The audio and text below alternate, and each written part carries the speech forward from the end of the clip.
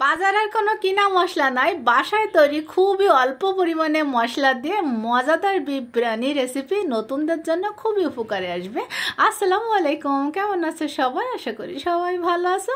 আলহামদুলিল্লাহ, আমিও আল্লাহর রহমতে ভালো আছি। তো চলো শুরু করি। এই ভিডিওটা ছিল আমার গত শুক্রবারে। তো বিরিয়ানি করতে গেলে তো আগে আমাদের পেঁয়াজ বেরেস্তা দরকার। তো এই যে আমি বেরেস্তা করে নিয়েছি, কিছুটা বেরেস্তা কিন্তু আমি উঠে রেখে, কিছুটা বেরেস্তা এই যে প্যানে আছে ওই তেলে দিয়ে দিয়েছি। আমি 1.5 কেজি পরিমাণ গরুর মাংস, আদা পেস্ট আমার ফ্রোজেন ছিল দিয়ে দিয়েছি, বাকি সব বাটা মশলা ওইখানে দিয়ে দিয়েছি, আর ধনিয়া গুঁড়াটা দিয়েছি, স্বাদ বুঝে লবণ। আর এটা হচ্ছে জয়ফল জয়ত্রীর গোটা গরম মশলা আমি বেটে নিয়েছি। তো ওখান থেকে আমি হাফ দিয়েছি আর হাফ পরে দিব, দিয়ে সুন্দর করে নেড়ে চেড়ে মিশিয়ে তারপরে ঢাকনা দিয়ে ঢেকে মাংসটা জাস্ট আমি কষিয়ে নিব। আর এই ফাঁকে এই যে আমি আলুগুলো ভেজে নিয়েছি। আলু ছাড়া কিন্তু বিরিয়ানি আমার কাছে একদমই ভালো লাগে না। এই যে দেখো মাংস ছেড়ে কিন্তু পানি চলে আসছে। আর এখানে আমি এখন দিয়ে দিয়েছি 3 টেবিল চামচ টক দই। টক দইটা দিয়ে আমি ভালো করে নেড়ে চেড়ে মিশিয়ে আমি এটা প্রেসার কুকারে সিদ্ধ করে নিব মাংসটা।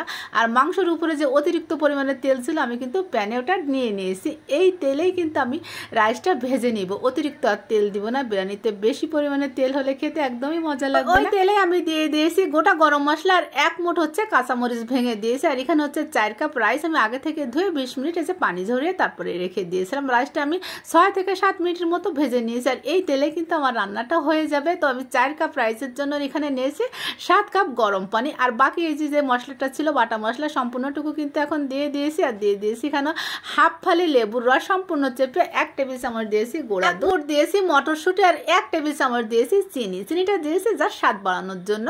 তো এখানে আমি এই যে সুন্দর করে নেড়ে চেড়ে মিশিয়ে ঢাকনা দিয়ে ঢেকে 70% রাইসটা সিদ্ধ করে নিব। এবার আমি খুব ভালো করে নেড়ে চেড়ে যে মিশিয়ে নিচ্ছি। আর এদিকে কিন্তু আমার মাংসটা হয়ে গিয়েছে, আমি 3টা সিটি দিয়ে নিয়েছিলাম। তারপরে যে সম্পূর্ণ মাংসটুকু এই যে আমি ঢেলে দিয়েছি। আর উপরে আমি দিয়ে দেবো একটু বেশি করে পেঁয়াজ বেরেস্তা, মানে 1 মুঠ পরিমাণে দিয়েছি। গোলাপ জল দিব এখানে সামান্য পরিমাণে, আর এখানে কেওড়া জল দিব খুবই অল্প পরিমাণে। কেওড়া জলটা খুবই কম দিও, নাহলে কিন্তু টেস্টটাই নষ্ট হয়ে যাবে। ঘিটা একটু বেশি পরিমাণে দিও। তো যাই হোক আমি দিয়েছি, দিয়ে নেড়ে চেড়ে সুন্দর করে মিশিয়ে তারপর আমি এটাকে দমে রাখবো মাত্র 10 মিনিট।